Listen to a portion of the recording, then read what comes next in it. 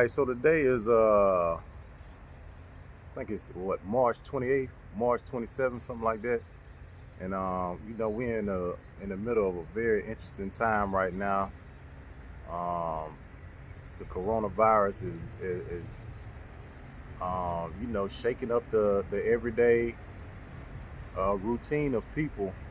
Um, I just had a thought just now. I figured I might as well capture the thought, on video of how um, you know, maybe how slave minded I am myself, because I'm not used to being, off of work in the middle of the daytime on no day.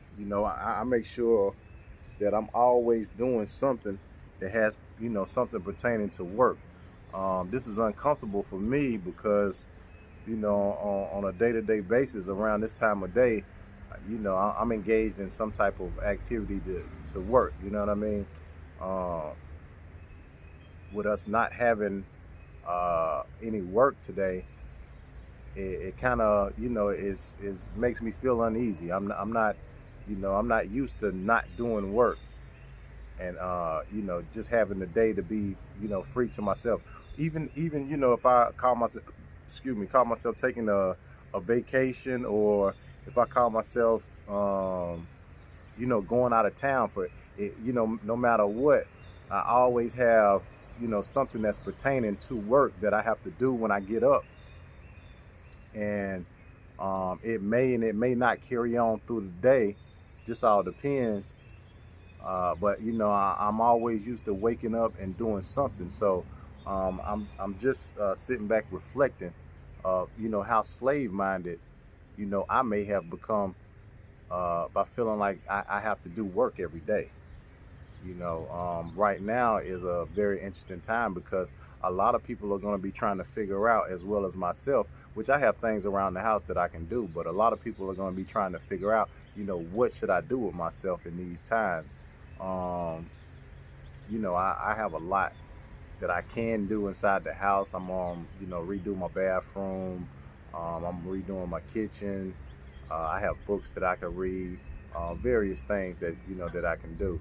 But for those who may be, sitting around right now with nothing to do, um, you know, don't just sit around and twiddle your thumbs, waiting on this to be over, because it may not, it may not be as short lived as what we thinking, because they're telling us 2 weeks that we're gonna have to be inside, but it may go longer, and when it does go longer, you're gonna go through different levels of mental breakdown. Within your first week, your second week, you may go through um, what I feel like is a symptom. They're telling everybody to do this now, practice social distancing, but social distancing is an actual symptom of depression, because when you do practice social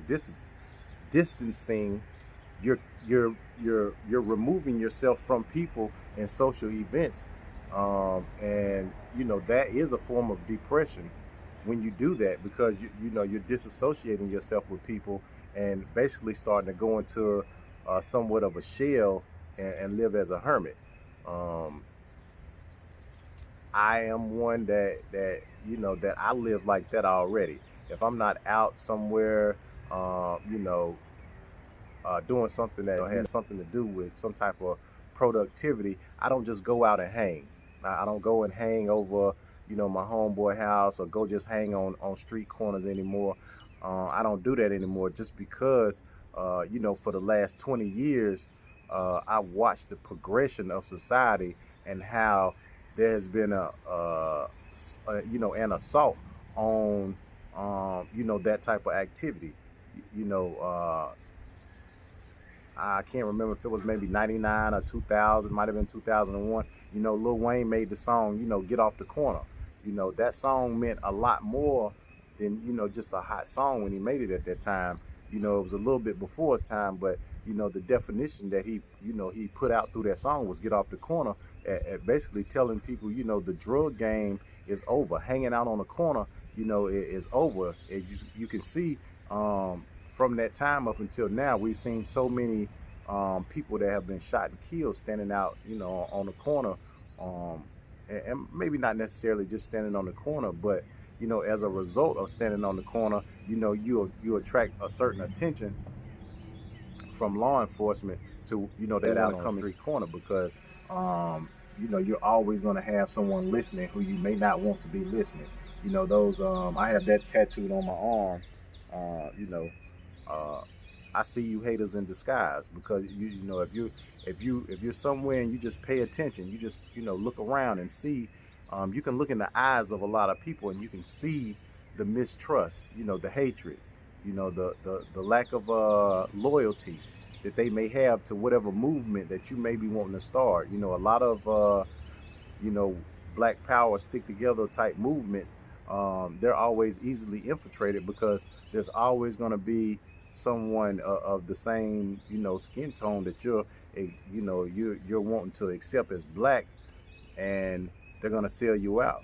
And in my definition of black, um, is basically that it doesn't exist. There is no such thing as a black race. The black race does not exist. And the reason that I say that is because when you go into places like Thailand, or places like Japan or Europe, and you see white people, you see Asian people, they are mostly of the same skin tone. What does Marcellus Wallace look like? There are various shades of What? Japanese and Asian. You have dark Japanese, you have dark Asians and stuff like that. But as far as black people are concerned, the range and the scale that defines what being black is too wide. It's too broad. You can't have someone who's pitch black,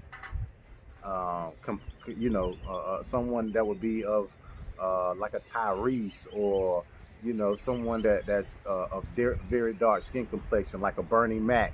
You can't have someone of those skin tones and then put them in the same category with someone who is a very light colored skin tone. You couldn't group them up with a Kid and Play. Yeah, not a Kid and Play. Well, the guy from Kid and Play. The brother with the high top, the light skinned brother. You wouldn't be able to put them in the same category, because being black, as I'm pretty sure he would label himself as being black. Maybe he doesn't. Someone like a Sinbad, being black. Those are two different ends of the color spectrum. To try to say that you're going to gather those all together. So what one man may support, that's a darker skin tone of black, the lighter skin tone of black man may not support that. So you're gonna have that button heads, and you're never gonna have a solid plan that's gonna be able to be put into action when you're talking about the black race, and making things happen. It's always going to be a conflict of interest on who's going to be the leader, who's going to call the shots, why we got to listen to him, why we got to do what he said to do. Well, I don't think that plan going to work. I think my plan going to work. You're always going to have that. There's no structure, that you can pretty much say, hey, this is what black people are going to do. This is our blueprint. We're gonna carry it out. That doesn't exist. So from the standpoint of being black, there is no such thing. With that being said, a lot of people that are, you're inside your homes right now, and you are basically being quarantined inside your home. Now, you may or may not have the virus that they're saying that everyone has. But if you do, and you've taken it into your home, that means that virus is going to continue to live into your home. Whether or not you've, sanitized your home, that's different. I'm pretty sure by now everyone has sanitized their home, and pretty much, this situation is hopefully going to be short lived. But if not, um, we got a lot more deeper issues that we're gonna have to look into. So um, I just want to make this short video just to kind of skim the top of what's going on right now, because this could get very ugly.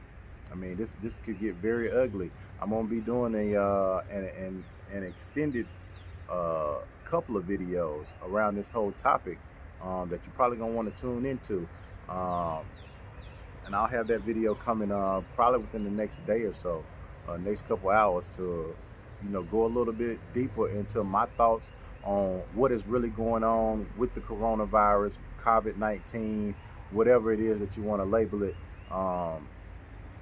So yeah, look for those videos coming up. Probably will be next day or so. But for now, be back at you in 1 minute. It's the word on the street.